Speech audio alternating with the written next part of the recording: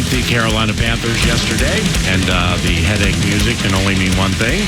Here comes the analyst, Pete Bercich, analyst for the Vikings Radio Network, former player and coach with the aforementioned Purple and Gold. And the analyst joins us now, courtesy of Thousand Hills Lifetime Grazed, 100% grass-fed beef, thousandlifetimegrazed.com. Mr. Analyst, does Sunday mean our defense is ready to take off and wreak havoc for the rest of the season? I certainly hope so, right? It's amazing. It's still amazing thinking back to it, the difference that one guy can make in Marcus Davenport, and I'm saying that not as if he was the only one out there doing anything.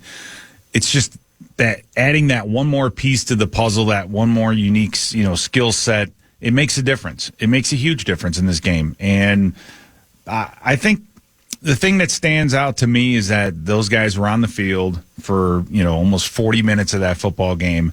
Now, granted, they were facing a young quarterback, right, who's still learning his way. Is only his third start in his career. Yeah, there's a lot there. But at the same time, it is what it is, and it's going to give them a lot of confidence. And I hope this is a springboard for what we might see coming up. So the main thing is just getting after the quarterback, right? Getting him on the ground, getting pressure on the quarterback. You can't, if you blitz and don't get pressure, you're compromising coverage. And we started to see a little bit of that the last couple of weeks.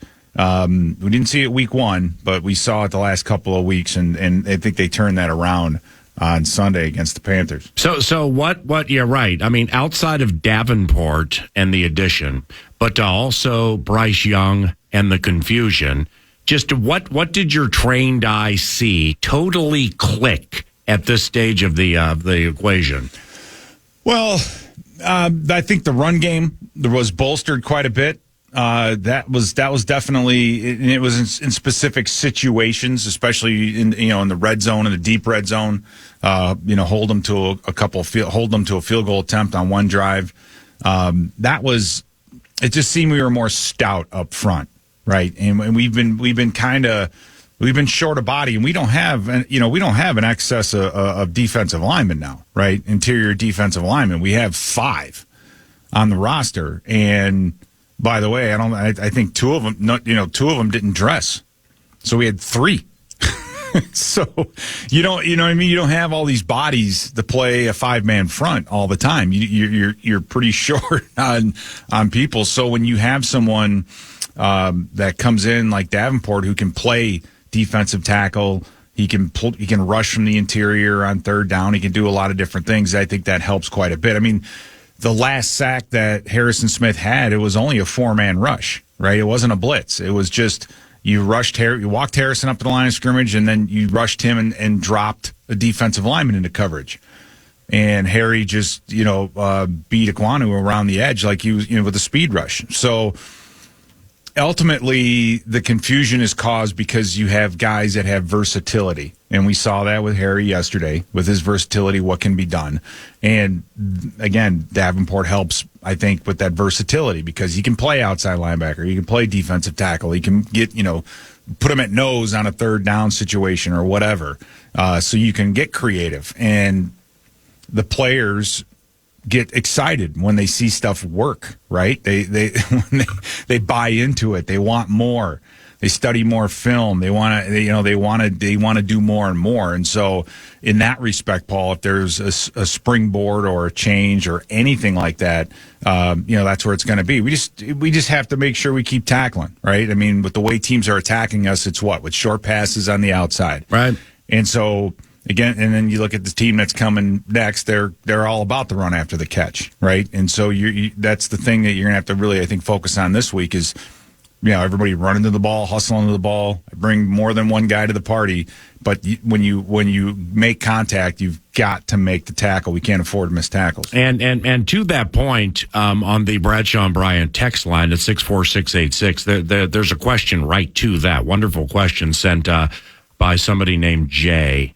And it says, can you please ask Pete about routes to better handling the wide receiver screen. It has replaced the sweep from years gone by. Is it exasperated by blitzing so much? That's a terrific question. And that's exactly right. That's why they're doing it. It's a number count situation. A quarterback walks up, you have a run pass option. You can either hand the ball off, the offensive lineman block a running play, and if you look out and you have two receivers and you see two DBs, or you have three receivers out that way and you see two DBs with a deep safety, you're saying, all right, we can get 3 or 4 or 5 yards out that way a lot easier because of the number of people that are in the box or up front. And so they do that. That's really the answer to it, right? You don't have to worry about blocking everything up. You don't have to check. Slide the center the other way and have the running back come the other. You don't have to do any of that. You just take the snap and throw it outside. And it's just getting your athletes the ball in space. That's what you want to do offensively. Defensively, you got to treat it like it's a punt cover, which is, I think, why one of the reasons Josh Metellus has been so important to this defense, because he's a safety, but when he comes in and he's playing nickel or he's playing something, he's basically a linebacker. Really, I mean, he's got linebacker drops, and when you throw these quick screens, he's got to cover that like a linebacker would. You can't allow yourself to get blocked by a wide receiver. So guys like Metellus are very important to be out there to do that. And it's what the craziest part is. They want to spread this game out, but then it comes down to physicality in the end, right? I mean, we saw that when Justin Jefferson got hit in the stomach. They just attacked that thing, right? I mean, they just attacked it, and that's what you have to do when teams want to do that, and then you have to be able to tackle in space. So it's a matter of saying, we're more likely to get 4 or 5 yards with the wide receiver out in space than we are handing the ball off to a running back. So that's just the compromise. They just assume that pass will be completed. 2 seconds, 90 seconds for the segment. The offensive line work on Brian Burns and Derek Brown, I mean, that plan had to be unbelievable. I don't know what it was, but any idea what they did because of all those unbelievably good things we heard about Brown into the game? Right. Brown's a good football player. So and I'm interested to watch back on the film to see exactly how that worked out, because they had a solid front. They have Derek Brown, Shai Tuttle, Brian Burns, you mentioned him, Justin Houston. I mean, he's still playing the run real well. Deshaun Williams. They had some good players up front. I just like the way the running backs executed their toil, like the way that Akers came in and just seemed like he was at home. Like, this is his offense. He knows the reads. He knows how to attack this. He knows when to slow down and when to just take it downhill and speed up. And I think that was the best part of the running backs yesterday. Was there was no messing around. It was downhill. I got to look back and see exactly what they did and how everybody played up front. But up front, it was good. I mean, he had 120 yards of rushing at the end of the third quarter. Right. And that's what you need on the road, right? When you have a 1-score lead and it's in the fourth quarter, right? Yep. 7 minutes left. That's when you need to run the football and move the chains. Hey, last one, 30 seconds, you get it all. We missed Mahomes at Arrowhead in 2019. How does one play Patrick Mahomes? You have to keep him. You have to keep him contained. Number one, and number two, he loves the short pass, and he's as good as anyone underneath. So get physical with him, get after him, right? Get him running around. That's what you have to do to try to make him go out of body. We saw him, I think, do that a little bit last night, throwing some balls out, off his back foot and just kind of heaving the thing up there in the air for grabs. But you got to be physical with this group. Definitely is what you have to do against the Chiefs. All right, my man. I'll see you out there later today, and you do Kevin O'Connell film tomorrow for Vikings Entertainment Network and Vikings.com, and I can't wait to witness that. Thanks for the time. All right, Paul. Thank you. Coming up next, 9 to noon, is Derek Falvey, the president of baseball operations for the playoff-bound Minnesota Twins, and you're listening to KFAN. It's PA on the Fan.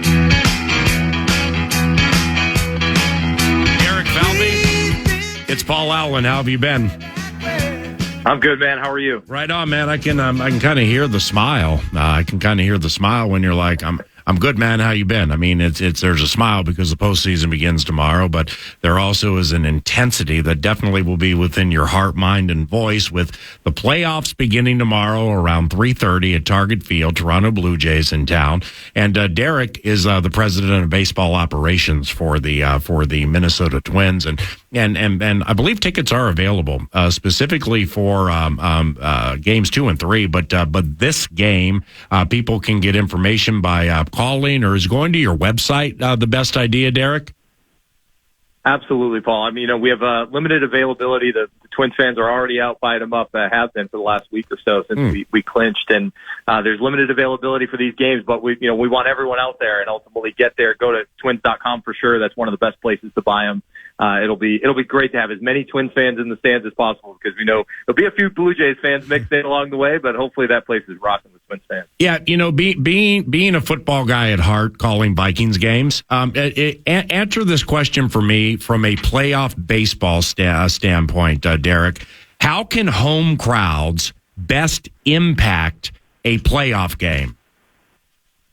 You're right, because in football we talk about it all the time, the noise and the way it is inside that building, and such great loud crowds. In baseball, over the course of a season, moments. But I think where it helps these guys the most is our guys say it all the time. When they come in and the game starts and it's rocking and there's a loud cheer, that gives the pitcher a little extra boost. That gives the fielder a little more focus. They know how intense these games are, and the support feels great. So if everyone's out here rocking it, I think our guys are really going to appreciate it for sure. And of course you know this because you've done this so long, and I eventually want to get into some leadership-related or what I would deem to be pertinent things that transpired when you were in Cleveland. But, the team's not playing in these next 3 days. Let's just say Atlanta and the Los Angeles Dodgers. The Braves can be like, all right, can't wait to start. We have Acuna Jr. and Matt Olson. And the Dodgers can be like, we have Mookie Betts and Freddie Freeman. I'm eliminating pitchers here.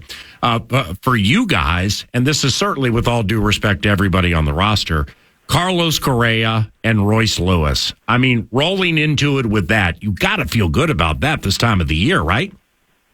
Oh, no question. I mean, I think we know that those guys have really worked over the last week and a half that they've been on the IL. They've gotten back. We had them here in Minnesota while we were in Colorado, getting live ABs against some of our pitching, getting their defensive work and really working through this. And both feel really good. I'm very optimistic. We have this workout today. We'll get a good look at them. We'll make a final call thereafter, but I'm extremely optimistic that those two guys are tracking well for tomorrow. And as you said, key players and stars are a big part of the performance, but there's so much about this team, the young guys, the rookies, the complementary guys that have just been a big part of our engine all year. And I think that we're going to rely on the whole group, all 26 members, hopefully to give ourselves a chance to win this series. No doubt. And pitching is obviously so important, and I can't wait to talk about that. Quite honestly, man, I just can't wait for this series, and I just love Major League Baseball playoffs.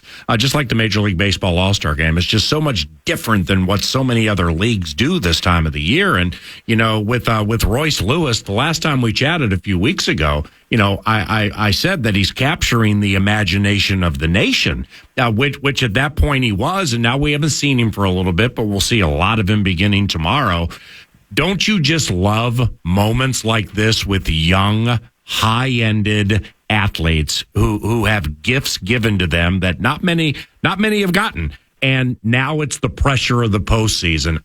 Don't you just love that?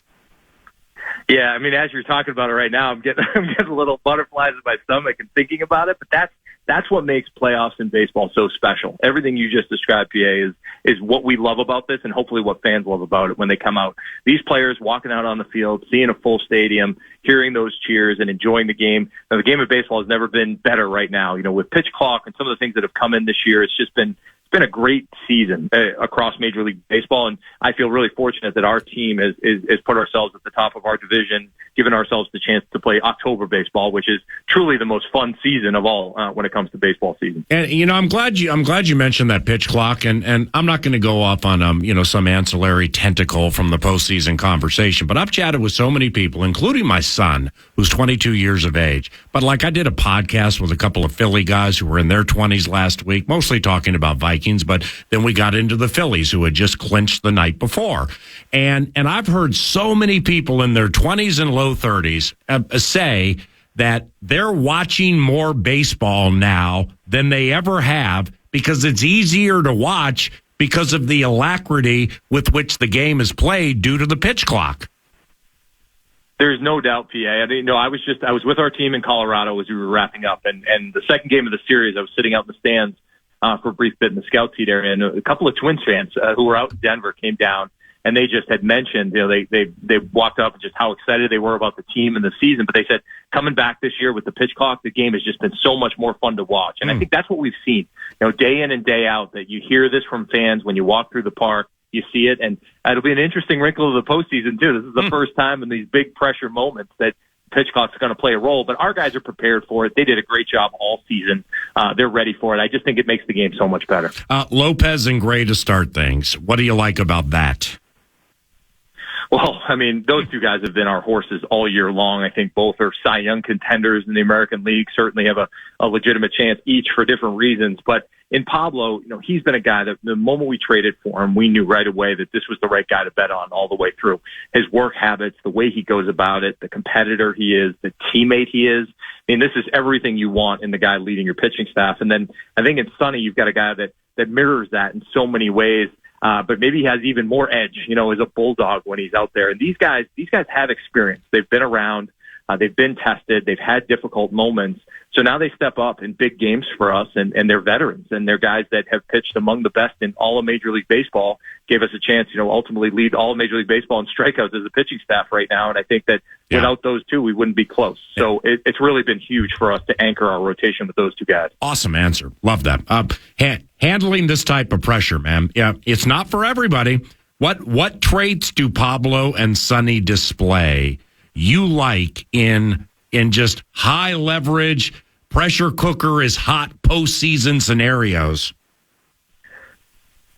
Those two guys are what they do best. While all the fans are rocking and we're all feeling the butterflies in a tight moment in the game, both of those guys slow the game down. And I think that what you see in premium athletes, and I hear this across other sports too, is that when the moment gets hot and it's exciting and it's nerve wracking and everyone's walking around at home because they can't sit down while watching the game on television, those guys slow the game down. And I think that's what we need in those moments. That's when you perform your best. I think each of those guys have that experience and will do that for us this series. Derek Falvey, president of baseball operations for the Minnesota Twins, 9 to noon, 3:30-ish tomorrow, Blue Jays. And you can check with the club for some limited seats available if you're interested. He, Thad Levine, and the rest of their staff have done wonderful work this year to get the team and subsequently the fan base into this position to have some hope into this week in early October. Now, I mentioned it earlier, Derek, and your Cleveland years. Manager Terry Francona is one of the greatest managers in Major League Baseball history, in my estimation. What I'd like to start here. What did you learn from Terry about leadership that you believe can be pertinent for all this time of the year? Oh, PA, we don't have enough time on this call to go through all of it because the amount of lessons that I learned from Tito and the way he went about his business, it links up to what we were just talking about to some degree. His ability in the most difficult moments. I watched him manage games through a playoff series, through league championship series, and then ultimately the World Series. Watching him go about his business, the thing that he does best is he doesn't change. Whether it was a spring training game, middle of March, or a tough game or a tough stretch in the middle of June, or Game 6, Game 7 of the World Series, he shows up the same way. And I think that's what great leaders do. It's about consistency. It's about going about your business the right way. If you get hit in the mouth, how do you respond? And I think that's something that Tito does better than anybody. I know career's come to a close here for him on the manager side, and the game will miss him. But he's taught so many lessons to me and so many others. Rocco played for him. He's seen that himself. Rocco's the manager he is in some ways because of what Tito did and has taught him. So I think that the lessons are significant, but the consistency and the way leaders lead, I think, is really something that I'll always take from him. We have more time, and that was a fascinating answer. So there has to be just a little bit more because it not only helps with like winning a baseball series, but like those listening right now, leadership is the leaders sometimes can not see the forest for the trees, and they can just think everything's easy. And those attempting to ascend to leadership, they can, in essence, become discouraged because they think it's too hard. But when you really, really get there, like with Terry Francona imparting leadership and wisdom on his teams over the years, you feel that is required to advance to the highest level, I would imagine. And what are some of the other traits that you can share? You're exactly right. To get to the highest level, you need all of that. And I think there's two other elements that I would say about him that I think our team represents this year. And I watched the way good players go about this. It's preparation behind the scenes. Everyone thinks these things just come together and the talent just plays out on the field. But Tito prepares every conversation he has, every time he talks to a player, recognizing when someone's not as confident as they need to be. He knows how to push the right buttons when he goes and walks up to them to instill confidence in them. He wants people around them to believe in themselves more than they do at any juncture, and he finds a way to do that. And I think great leaders in this sport and great leaders around a team find a way to see that moment and understand that you've got to elevate the play of that player, the focus, the mindset, the confidence, at a time when it's really tough. And sometimes that's just breaking the ice and making them laugh a little bit. It's not always about the intense moment. It's about just go out and enjoy it. You've prepared all your life for this and find a way to do that. And he does that probably better than anyone I've ever been around. Wow. A joke at the right time to take the tension out of the air.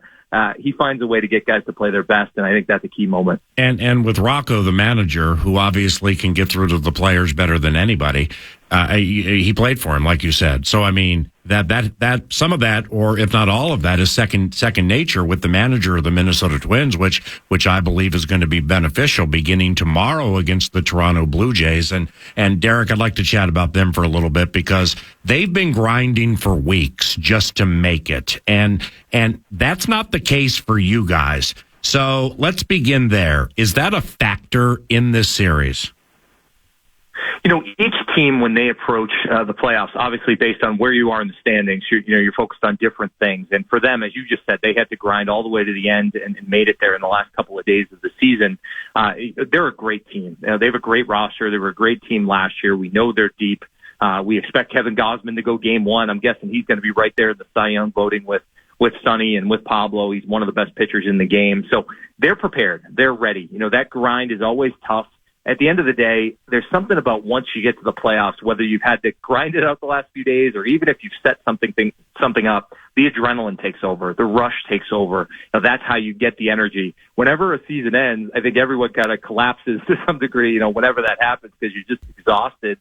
I fully expect they're going to come in with real adrenaline, a real fight all the way through the finish in the same way that we will approach this series, and we expect a really good matchup. Okay, on our Bradshaw and Bryant KFAN text line, somebody from the 6551 just chimed in. Do the Blue Jays in any way have, what advantage do they have by playing in the division in which they just played? I mean, with all due respect, it is a tougher top-to-bottom division.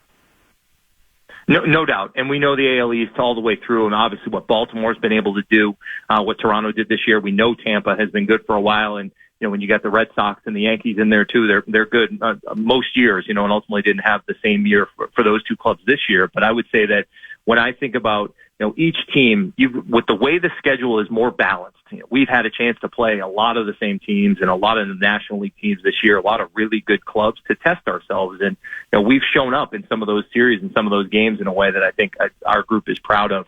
Certainly that experience for them will be a benefit. Hopefully the experiences we've had across all of baseball. But I think the balance to the schedule really forces us all to play some of the best opponents in the game. All right, well, help me with this with Gausman. I mean, I'm not going to say that you guys, beat him around the yard every single pitch he threw, but you had success against him this year, and you're right, he is really, really good. I mean, he walked your guys 9 times, so that's antithetical to who he is. Is that success you had against their best pitcher during the regular season? How pertinent is it in the postseason? I think we throw a lot of it out the window in the sense that it's past performance. It's a fact. It happened along the way, no question. But the way I would look at it is our guys that day prepared really well, had a great approach, ultimately executed on that approach. I'm guessing, Kevin, if you asked him that day, he probably didn't execute his game plan the way he wanted to. we fully expect he's going to go out and execute a key game plan. He's just too good. We know that ultimately. So our guys need to be up to that challenge. And just because the last time our approach worked doesn't mean that this time it will. We can't rest on that. So our guys are prepared. They're watching video. They're getting ready. We flew back last night from Colorado. I saw half the guys with iPads up watching different pitches of guys with the Blue Jays and getting a little more prepared. That's awesome. They're ready to go. They've been chomping at the bit all the way. That's awesome because, I mean, you could walk back the charter and be like, you hear one guy going, well, Bassett did this 3 weeks ago, but look how he changed it up here the second time. And, Kikuchi, who might come out of the pen. Just so many fascinating conversations. When you get to the postseason and you guys are there, and this is just beautiful, man. I'm really pulling for you guys. And tell me how pertinent this is because it is past performances, but baseball is a marathon game. It's a 1-to-162 sample size game. And the Blue Jays hit 20 points worse versus right-handers compared to left-handers over the long form. That's a fact. Now, does it benefit you guys given the best of your best arms are right-handed? Yeah, no doubt you look at the matchup data. As you just said, Pierre, you're spot on that it's a marathon. And, there's stats that play out over the course of the season, and they do tell a tale. Certainly we look at our team, and we know that there are certain strengths in certain areas that we're a little bit weaker, and we recognize that, and so do the other clubs. So you use that information. That said, you go into a series, that playoff baseball is different. Starters are going full from the get-go. They might not go as deep into games. You're looking at bullpens with maybe 2 or 3 starters out there in the bullpen like we have, and Louis Varland and Chris Paddock and others that can come into a game and be dominant in the middle innings. So the dynamic changes drastically in these games. That's why the October baseball season looks a little different than the regular season, but in so many fascinating ways. We know that our group's going to have to be prepared for some of the best arms they've got coming out of the bullpen, whether it's starters or relievers, and same on the other side. And everything's so tightly contested, and it's just so it's so intense. And it's like you got Vlad Guerrero and you got Dante Bichette's kid and Biggio and so on. And then people who don't follow it on a daily basis, they're like, Brandon Belt, who's that? I mean, here's this left-handed hitter who I think is super key for them. He's a designated hitter who's been battling injury the last month and change. He has 19 home runs, and when things got hot at the end of the year, he hits 3 home runs in the final series of the season. So, you would think he has the I can handle pressure gene, but like Brandon Belt, he's kind of key to them, right? No doubt. I mean, you're locking in on some things we were talking about on the plane last night. You got a guy, Brandon Belt. He played for the San Francisco Giants for a long time, and anyone who's followed them for a while knows that he and Buster Posey and Brandon Crawford, those guys have won multiple World Series titles. And you have guys out there that have some experience that they know what these games feel like. They know what it looks like. That's where Carlos Correa comes in for us. His ability to tell guys, and get to them and talk about these experiences and how to slow things down. If you have guys with some of that experience, Belt's played really good of late, and ultimately, I'm sure is going to be a big factor for them and a guy they lean on. We know that every player in this series, as you said, it takes one pitch, maybe one inning, 3 at-bats that swing the difference in a short 3-game series. So we need to be prepared from the jump for every one of these guys. They're going to be just as prepared for us. I know that. Time for 2 more for Derek Falvey, president of baseball operations for the Twins. Playoffs tomorrow. Crowd loving that. And as we discussed last time, a few weeks ago when you were gracious enough to join, playoff baseball quite frequently can be 5 and fly. I mean, even if you have Kershaw or Scherzer or whomever you have. So with that said, sure, it'd be cool to get all of our starters to go no through 7 and stuff like that. But like Kenta Maeda or maybe Chris Paddock, players like that. I mean, they can play major roles in this thing in the middle of games, can't they? There's no question about it. When you think and you look back at the best teams in the postseason over the last few years, especially with this format and the way it's structured, as you said, starters go a little bit more right out the chute. They're pumping velo maybe that you didn't see through the course of the season, and then they tire a little bit sooner, or you get a little matchup opportunity in the middle of the game. But as you just said, the Kenta Maedas, the Chris Paddock, the Louis Varlands, all these guys who know how to start, know how to pitch to a game, if they can give you 1 to 2 in the middle to bridge to some of your back end guys, that has a chance to really make an impact. And now that we have Brock Stewart back to join the likes of Joan Duran and Griffin Jacks and Caleb Thielbar and guys toward the back end, that only deepens our group. And I think you'll see each of those guys play a meaningful role in this series, I'm sure. Last one. Appreciate the time. This is awesome. Do you feel your bullpen is where you guys want it at this time of the equation? And honestly, it's a team strength. And I'm not going to go down some of the problems the Blue Jays have had with their bullpen. That's their team, and you're concerned about your guys. But this is a strength of yours now, isn't it? I really couldn't have been happier with the way it's gone over the last couple of weeks. I remember just a couple of weeks ago when we did talk, we were talking about some of these guys coming back. The chance for Paddock to be in a role out there, for Brock Stewart, who was one of the most electric arms in the game, middle of the season for us before he got hurt.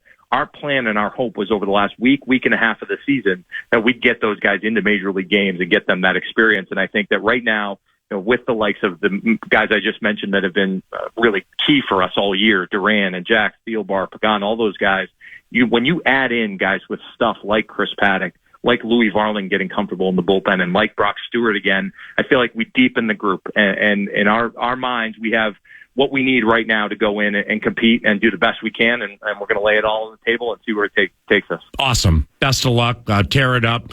Crowds are going to be loud. The situation is intense. This is awesome. This is fantastic, and I know these are moments for which you work, and you and your staff and everything. So God bless you guys, man, and go tear it up, okay? Thanks, PA. Thanks for having us on, and always appreciate the support from you and all the fans out there. We're excited to have you out here in the next couple of days. No problem, bud. Good luck. It's Derek Falvey, president of baseball operations for the Twins, taking on them Jays beginning tomorrow. Game 1. All three are here. Lopez and Gosman tomorrow. That'll be cool, and we will talk more about the game tomorrow with some other entities joining 9 to noon. When we return, just a quick little sneak peek at next week. Next week being the Kansas City Chiefs. KFAN, the Fan. I can't wait. There is no wrap today, unfortunately. But Why? if there was, the final segment would be brought to you by Casey's. Why where you not? can get some lunch at Casey's today, PA. You can get a mega slice of pizza and a medium fountain drink for just $4. Restrictions might apply. See store for details. Casey's, here for good. Why is there no rap? Cause tomorrow I don't rap. CHADABB and O with a double G. If I can do that, then you can rap. Nah, you know I can't rap. Chad Abbott, Sheikh Mohammed bin Rashid Al Maktoum. I've been filling in for Nordo for the last hour. And, here we're counting on Casey's rap on the show. Casey's loves the mention. Casey's loves the promotion of the thin crust pizza. But Casey's also signed up for the rap on the show. The RAP, not Barrero's Eminence Front by The Who with John Entwistle playing the bass. Rap with a W on the show. Nah, for the rap on the show. So if programming's an art and I hear you're Picasso, Why else would I try so? hard to paint a picture. I mean, nobody can put themselves in your shoes because you're bigger and better and forget about the others. Every time you rock the mic, you left a stain on somebody's brain. So, that's easy. Yeah, Just go ahead and do you that. just did it. So thank you for sponsoring or for doing the rap from Casey's. And thank you, Casey's, for the sponsorship. When the sun goes down, what happens to your I'm gang? not saying that one. It gets bigger. Yeah. We'll just start there. Holy cow! The champs are here on Sunday, and it's a 3:25 boom with a 1:30 pregame on KFAN. Championship creds here with the Kansas City Chiefs. I find entities like that to be quite fascinating. Those who they don't panic. I mean, you could see it last night against the Jets. You could see it during the Mahomes era. They just don't panic.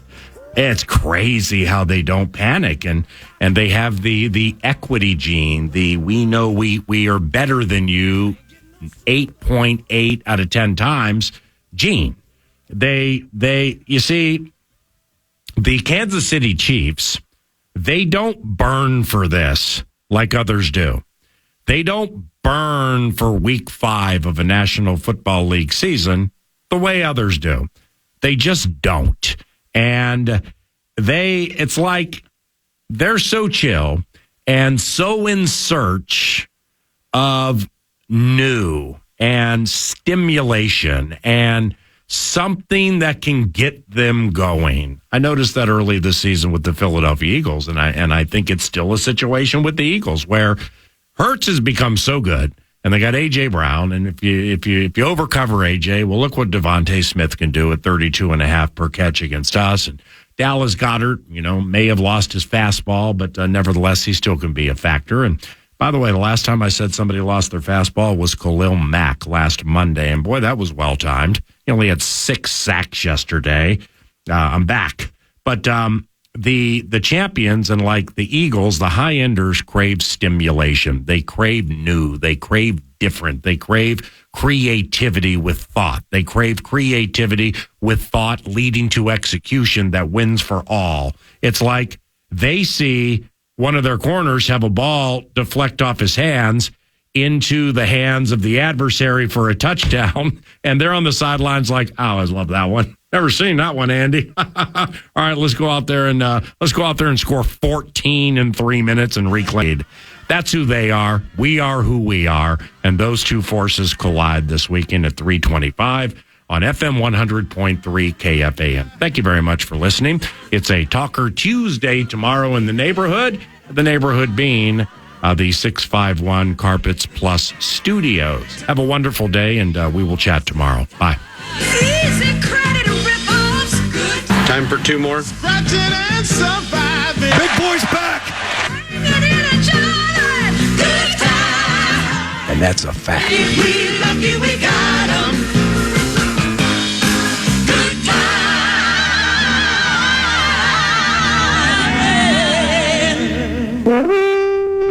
Podcast today's Paul Allen Show. Listen back to previous show and interviews by going to the iHeartRadio app or KFAN.com.